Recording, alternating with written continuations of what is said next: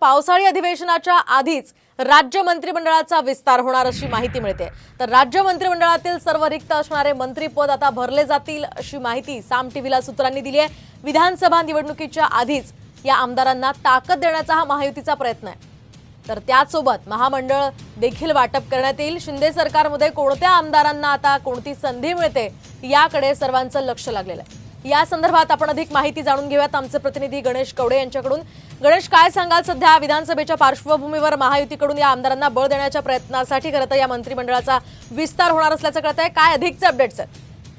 नक्कीच पावसाळी अधिवेशना अगोदरच या सर्व आमदारांना आहे ते बळ देण्यासाठी शिंदे सरकारमध्ये आहे ते स्थान देण्यात येईल असं सूत्रांकडून आपल्याला माहिती मिळते। कारण की गेल्या काही दिवसांपासून काही आमदार आहेत ते इच्छुक असल्याचं पाहायला मिळत असेल। कारण की शिंदे गटातील शिरसाट असतील, त्याचबरोबर भरत गोगावले आहे ते वारंवार विस्तारासंदर्भात बोलत आलेले आहे। त्यामुळे आता या पावसाळी अधिवेशना अगोदरच या सर्व आमदारांना आहे ते मंत्रिमंडळामध्ये स्थान मिळेल। कारण की संदीपान भुमरे हे जे मंत्री होते हे देखील आता खासदार झालेले आहेत, त्यामुळे त्यांची देखील जागा आहे ती रिक्त झालेली आहे। म्हणून अशा सर्व जागांवर आहे ते आता पुन्हा एकदा आहे ते शिंदे सरकारचा विस्तार होताना पाहायला मिळणार आहे। अगदी नक्कीच, धन्यवाद गणेश दिलेल्या या सविस्तर माहितीसाठी।